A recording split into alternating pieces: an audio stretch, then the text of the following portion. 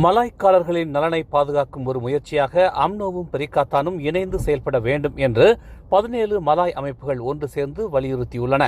இன்று காலை அம்னோ தலைமையகத்தில் 17 மலாய் அமைப்புகளின் கூட்டமைப்பு தலைவரான சைட் ஹசான் சைட் அலி, அம்னோ பொதுச் செயலாளர் டாக்டர் அஸ்ராப் வஜ்ரி டுசுக்கி உடனான சந்திப்பில் இதை வலியுறுத்தியதாக தெரிவிக்கப்பட்டுள்ளது. இந்த சந்திப்பில் அம்னோ உச்சமன்ற உறுப்பினர்களும் பங்கேற்றதாக மலாய் அமைப்புகளின் கூட்டமைப்பு தலைவரான சைட் ஹசான் சைட் அலி தெரிவித்தார். அடுத்த 16வது பொதுத் தேர்தலில் அம்னோ தனித்து போட்டியிடாமல் பெர்சாத்துவுடன் இணைந்து போட்டியிட்டால் அது மலாய்க்காரர்கள் மத்தியில் அரசியல் நம்பிக்கையை வலுப்படுத்தும் என்று அவர் கூறினார். அரசியல் வேற்றுமைகளால் அம்னோவும் பெர்சாத்துவும் ஒன்றிணைய முடியாது என்றாலும் முஃபாகத் நேஷனல் எனும் மலாய்க்காரர்களின் நலன் உடன்படிக்கையில் பெர்சாத்துவும் அம்னோவும் கையெழுத்திட்டு தேர்தலுக்கு பின்னரான ஆட்சியில் முஃபாகத் நேஷனல் உடன்படிக்கையை செயல்படுத்த வேண்டும் என்று சையத் ஹசான் சையத் அலி தெரிவித்தார். அடுத்த ஆண்டு நடைபெறவிருக்கும் 16வது பொதுத் தேர்தலில் PKR, DAP, அமானா கட்சிகளுடன் இணைந்து தேர்தலை எதிர்கொள்ளாது என தாம் நம்புவதாக சையத் ஹசான் சையத் அலி தெரிவித்தார்.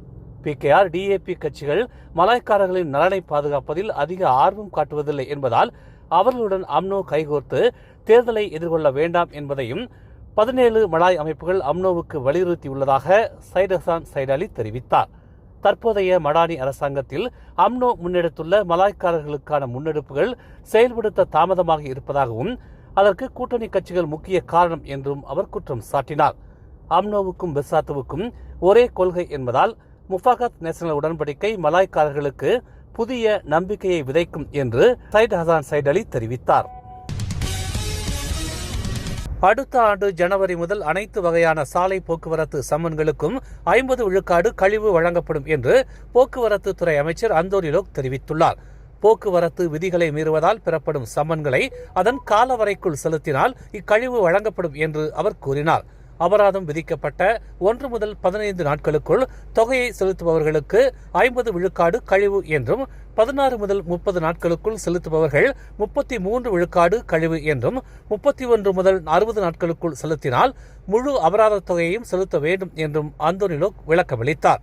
காப்பீடு இல்லாமல் வாகனத்தை செலுத்துதல், ஓட்டுநர் உரிமம் இல்லாதது, போலியான வாகன உரிமம் கொண்டிருத்தல் போன்ற கடுமையான குற்றங்களுக்கு கழிவுகள் வழங்கப்படாது என்று அவர் தெரிவித்தார். அடுத்த ஆண்டு ஜனவரி 1ஆம் தேதி முதல் the less you delay the less you pay கொள்கை முழுமையாக அமலுக்கு வரும் என்று அந்தோனி லோக் உறுதி அளித்தார். பாரிசானில் இருந்து மாயிகா வெளியேறினால் பாரிசானுக்கு எந்த ஒரு பாதிப்பும் இல்லை என்று அம்னோ உச்சமன்ற உறுப்பினரும் ஜொகூர் சட்டமன்ற சபாநாயகருமான டத்தோ புவாட் சர்காசி தெரிவித்துள்ளார். மாயிகா பாரிசானிலிருந்து வெளியேறுவதை அதன் துணைத் தலைவர் சரவணன் அம்னோ முன்னாள் உச்சமன்ற உறுப்பினரான தஜுடீன் ரஹ்மானிடம் தெரிவித்துள்ளதை டத்தோ புவாட் சர்காசி சுட்டிக்காட்டினார். பாரிசானில் இருந்து அதன் உறுப்பு கட்சிகள் வெளியேறும் எண்ணம் கொண்டிருந்தால் அதை பொதுவெளியில் தம்பட்டம் அடிக்க வேண்டிய அவசியம் இல்லை என்று டத்தோ புவாட் சர்காசி நினைவூட்டினார். மாயிகா மட்டும்தான் இந்தியர்களை பிரதிநிதிப்பதாக எண்ண வேண்டாம். மாயிகா போனால் போகட்டும். பாரிசானில் இந்தியர்களை பிரதிநிதித்து மக்கள் சக்தி, MIUP, PPP, பார்ட்டி பஞ்சாபி, கிம்மா என பல இந்தியர் கட்சிகள் நட்புடன் இருப்பதை டத்தோ புவாட் சர்காசி சுட்டிக்காட்டினார்.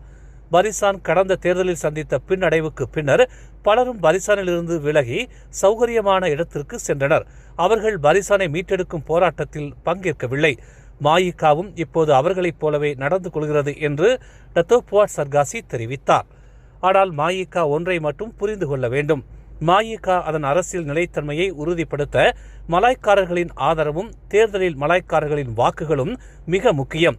அப்படியான ஆதரவும் வாக்குகளும் பாரிசானில் இருந்து வெளியேறினால் மாயிகாவுக்கு கிடைக்குமா என மாயிகாவினர் உணர வேண்டும் என்று அவர் நினைவூட்டினார். பாரிசானில் இருந்தும் மற்ற கட்சிகளில் இருந்தும் வெளியேறியவர்கள் அமைத்திருக்கும் கூட்டணிதான் பெரிக்காத்தான். அப்படியான கூட்டணியை நம்பி மாயிகா கைகோர்த்தால் அது மாயிகாவுக்கு பலமா எனும் கேள்வியை டத்தோ புவாட் சர்காசி முன்வைத்துள்ளார்.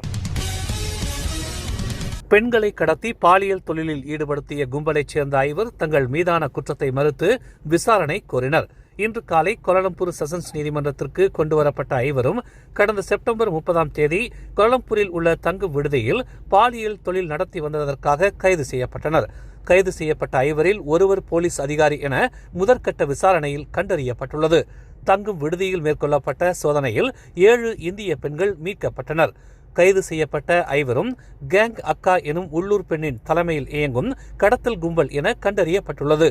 கைது செய்யப்பட்டவர்களில் 2 உள்ளூர் ஆடவர்கள் என்றும் மற்றொருவர் காவல் அதிகாரி என்றும் மேலும் 2 வெளிநாட்டினர் என்றும் தெரிய வந்துள்ளது. கைது செய்யப்பட்டவர்களில் 3 10,000 முதல் 20,000 ரிங்கிட் வரையில் ஜாமீன் வழங்கிய நீதிமன்றம் மேலும் 2 ஜாமீனை தள்ளுபடி செய்து தடுப்பு காவலை நீட்டித்தது. இந்த வழக்கின் அடுத்த விசாரணை நவம்பர் 17 மேற்கொள்ளப்படும் என்று கோலாலம்பூர் செஷன்ஸ் நீதிமன்றம் உத்தரவிட்டுள்ளது.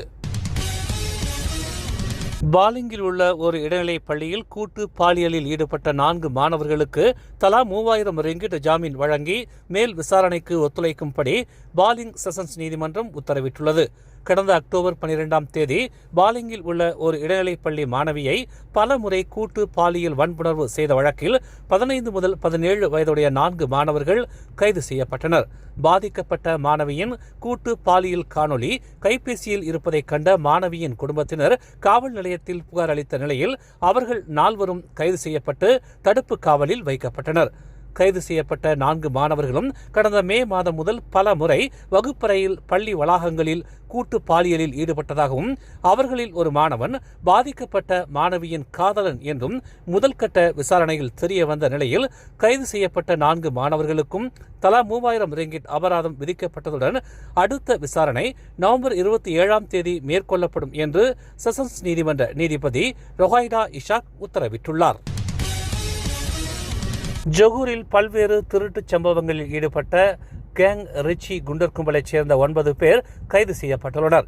இன்று காலை ஜொகூர் பாரு நீதிமன்றத்தில் கைது செய்யப்பட்ட 21 முதல் 37 வயதுடைய 9 மலேசியர்களும் விசாரணைக்காக அழைத்து வரப்பட்ட நிலையில் கேங் ரிச்சி குண்டர் கும்பலை வழிநடத்தியதாக நம்பப்படும் 21 வயது இளைஞரை காவல்துறை தேடி வருவதாக தெரிவிக்கப்பட்டுள்ளது. கைது செய்யப்பட்டவர்கள் மீதான விசாரணையை காவல்துறை மேற்கொள்ளும்படி ஜொகூர் பாரு நீதிமன்றம் இன்று உத்தரவிட்டது. கேங் ரிச்சி குண்டர் கும்பல் இதுவரை 32 திருட்டு வழக்குகளில் சம்பந்தப்பட்டுள்ளதாகவும் வீடு புகுந்து திருடுதல், கடைகளில் புகுந்து திருடுதல், சொகுசு வாகனங்களை திருடுதல் போன்ற பல்வேறு திருட்டுச் சம்பவங்களில் நேரடியாக தொடர்பில் இருந்ததாகவும் 9 பேர் மீது குற்றம் சுமத்தப்பட்டுள்ளது. ஜொகூரின் ஜொகூர் பாரு, ஸ்ரீஅலாம், கூலாய், பொந்தியான், குளுவாங், பத்து பகாட் ஆகிய பகுதிகளில் கடந்த 2022 முதல் திருட்டில் ஈடுபட்டதாக முதற்கட்ட விசாரணையில் தெரிய வந்துள்ளது.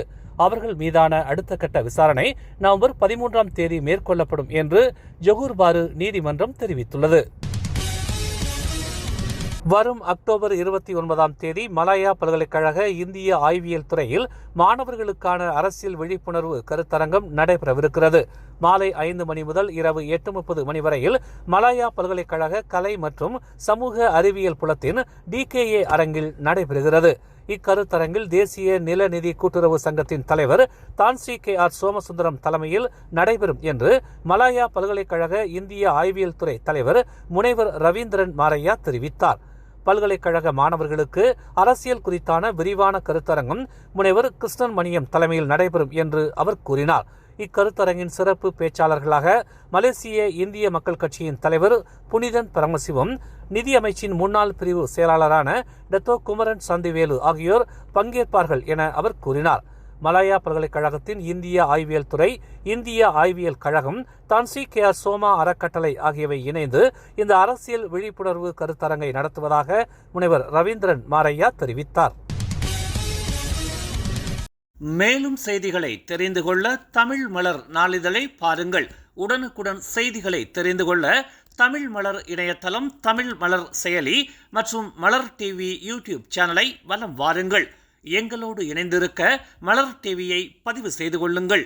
உறவுகள் மகிழ்ந்திட விருப்பம் மற்றும் பகிர்வு சேவையை சொடுக்கிடுங்கள்.